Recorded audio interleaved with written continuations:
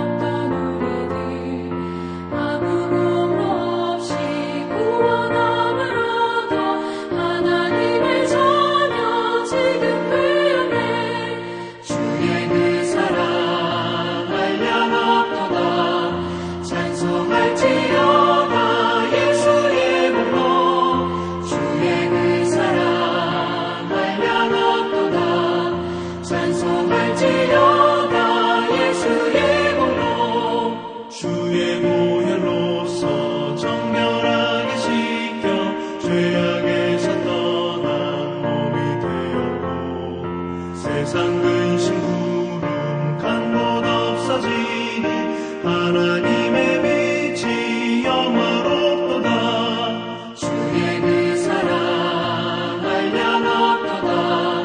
찬송할지어다 예수의 몸으로. 주의 그 사랑 한량없도다. 찬송할지어다 예수의 몸으로.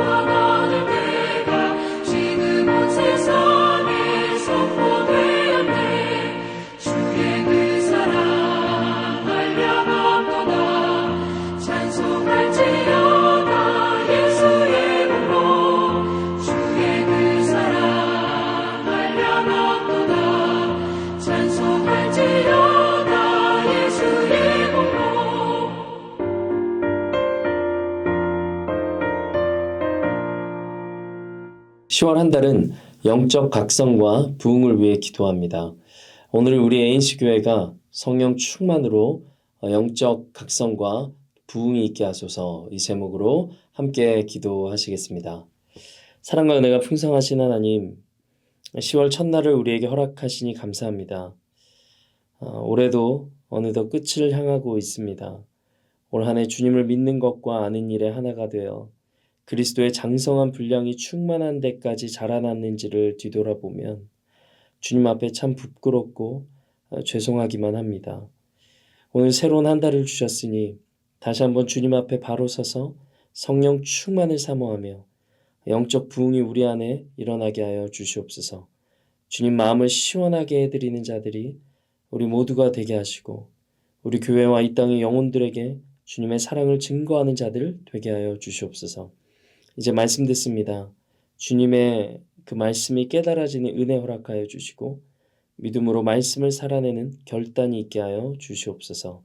예수님의 이름으로 기도드립니다. 아멘. 오늘 우리에게 주신 하나님의 말씀은 예레미야 13장 20절에서 27절까지의 말씀입니다. 우리 함께 읽겠습니다. 너는 눈을 들어 북방에서 오는 자들을 보라. 내게 맡겼던 양떼, 내 아름다운 양떼는 어디 있느냐? 너의 친구 삼았던 자를 그가 내 위에 우두머리로 세우실 때에 내가 무슨 말을 하겠느냐? 내가 고통에 사로잡힘이 산고를 겪는 여인 같지 않겠느냐? 내가 마음으로 이르기를 어찌하여 이런 일이 내게 닥쳤는고 하겠으나 내 죄악이 크므로 내 치마가 들리고 내 발 뒤꿈치가 상함이니라. 구스인이 그의 피부를 표범이 그의 반점을 변하게 할 수 있느냐?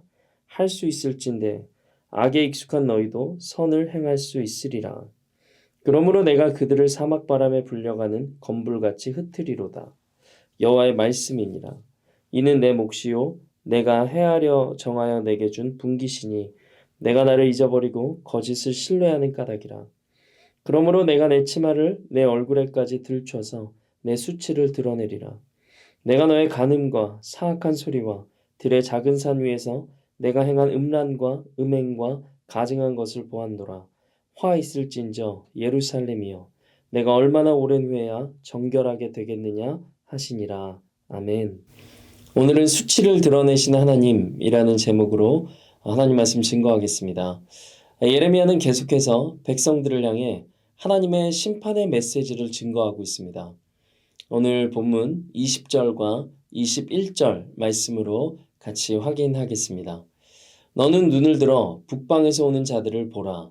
내게 맡겼던 양떼, 내 아름다운 양떼는 어디 있느냐? 너의 친구 삼았던 자를 그가 내 위에 우두머리로 세우실 때에 내가 무슨 말을 하겠느냐? 내가 고통에 사로잡힘이 산고를 겪는 여인 같지 않겠느냐? 너의 친구 삼았던 자로 표현된 이 북방의 나라는 바벨론입니다. 바벨론은 어떤 나라입니까? 열왕기하 20장 1절에서 히스기야 왕이 병들어 죽게 됩니다. 하나님께 히스기야 왕이 이제 간구하고 있죠. 그 내용을 열왕기하 20장이 기록을 하고 있습니다. 12절 말씀을 보면 히스기야가 병들었다는 말을 듣고 바벨론 왕이 편지와 예물을 사신을 통해서 보내게 됩니다. 하나님의 치유하심으로 살아나게 된 히스기야는 바벨론 사신들에게 이 남유다의 창고의 모든 것을, 그러니까 좋은 것들을 다 보여줍니다. 그리고 이어지는 17절에서 선지자 이사야가 이것을 알고 히스기야를 꾸짖습니다. 그리고 너가 창고에서 보여준 모든 것을 바벨론에게 뺏길 것이고 너의 후손은 잡혀가게 될 것이다. 그러니까 망하게 될 것이라고 경고를 합니다. 당시 바벨론은 아수르에게 지배를 받았던 나라입니다. 남유다는 아수르의 사네립의 공격도 막아냈고 당시 비교적으로 안정적인 나라였습니다. 근데 열왕기하 20장이 기록한 대로 이 남유다와 바벨론은 이렇게 동맹을 맺어서 친구가 되었습니다. 근데 오늘 말씀으로 돌아와서 친구였던 바벨론이 남유다를 정복할 것이라고 하나님은 경고하시는 것입니다. 그리고 그 심판은 실제로 일어나게 됩니다. 22절의 말씀을 보겠습니다. 내가 마음으로 이르기를 어찌하여 이런 일이 내게 닥쳤는고 하겠으나 내 죄악이 크므로 내 치마가 들리고 내 발뒤꿈치가 상함이니라. 바벨론의 정복 전쟁이 얼마나 잔혹할 것인지를 경고하고 있습니다. 전쟁이 벌어지면 가장 피해를 많이 당할 수밖에 없는 존재가 누구입니까? 어린아이들, 또 여자들입니다. 치마가 들렸다는 끔찍한 표현은 수치를 당하게 된다는 표현이고, 발 뒤꿈치가 상한다는 것은 노예로 끌려가다가 걸을 수 없을 만큼 발이 상한다는 뜻입니다. 그러니까 이들은 바벨론의 정복 전쟁을 통해서 말할 수 없는 고난을 경험하게 될 것입니다. 왜 이런 일이 닥치게 됩니까? 남유다의 죄 때문입니다. 오늘 말씀이 기록하고 있습니다. 내 죄악이 크므로. 내 죄악이 크므로. 하나님은 이들의 죄가 얼마나 컸는지 스스로 고칠 수 없다고 말씀하십니다. 오늘 본문 23절인데 구수인이 그의 피부를 표범이 그의 반점을 변하게 할 수 있느냐? 할 수 있을진데 악에 익숙한 너희도 선을 행할 수 있으리라. 사람의 타고난 얼굴색을 바꿀 수 없지 않습니까? 짐승의 타고난 반점을 변하게 할 수 없지 않습니까? 남유다는 악에 너무나도 익숙해져서 결코 선을 행할 수 없게 되었습니다. 그래서 하나님은 이들을 사막 바람에 불려가는 건불같이 흩어버리실 것이라고 말씀하셨습니다. 하나님의 눈에 이들의 죄는 말로 다 할 수 없었습니다. 27절의 말씀입니다. 내가 너의 간음과 사악한 소리와 들의 작은 산 위에서 내가 행한 음란과 음행과 가증한 것을 보았노라. 화 있을진저 예루살렘이여, 내가 얼마나 오랜 후에야 정결하게 되겠느냐. 그런데 여기서 우리가 생각해 볼 것이 있습니다. 남유다 백성들이 하나님 앞에서 죄를 지었다고 말씀하시는데, 온갖 죄를 다 지었다고 말씀하시는데 이들이 예배를 드리지 않았을까요?